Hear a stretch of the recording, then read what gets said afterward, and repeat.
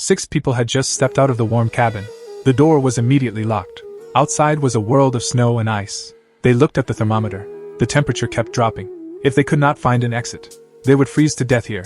At that moment Danny was excited. He slid across the ice. Suddenly a transparent wall blocked his way. Then the sound of cracking ice followed. Everyone was too scared to move. But Danny believed it was just a game. He thought nothing bad would happen. The next moment, the vent opened.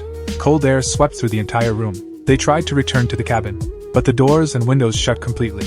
They had no choice but to search for clues. The man in the suit found a door in the corner, but it was locked. They needed a key to open it. Jenny found a red coat. She let the little girl wear it to keep warm. The girl discovered a compass in the pocket. She followed the needle and found a polar bear. From its mouth she pulled out a magnet. Mike wanted to smoke. While walking he accidentally fell into an ice hole. The others heard his cries and rushed over. Luckily he was fine. They stared at the hole, guessing there might be clues below, but they had no way to go down. Just then the bearded man came with a fishing rod. He said he had seen a wolf tilting its head, following its line of sight. He found the rod hidden in a tree, so he brought it back. The man in the suit grabbed the rod and dropped the line into the hole, but the hole seemed endless. The little girl came over with the magnet. She tied it to the fishing line. The bearded man lowered it down. Moments later, he felt the magnet catch something. He pulled hard and brought up a thick block of ice. Inside was a frozen key. They smashed the ice against a tree, but nothing happened.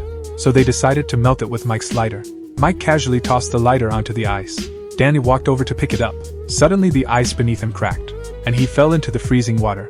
Everyone rushed to save him, but the current swept Danny away. They kept hitting the ice, but could not break it.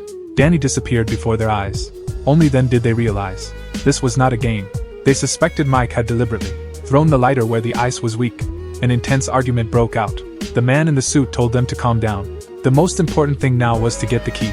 They used the warmth of their hands to melt the ice, but it was too slow, so they took turns hugging the block, trying to melt it faster. When they were about to give up, the ice finally melted. The man in the suit grabbed the key and ran to the door. He turned it desperately, but the door did not respond. Just when everyone was about to lose hope, a red light appeared behind them. The ice beneath their feet began to shatter. They ran for their lives, and barely made it back into the room. But just when they thought it was over, a new challenge had already begun.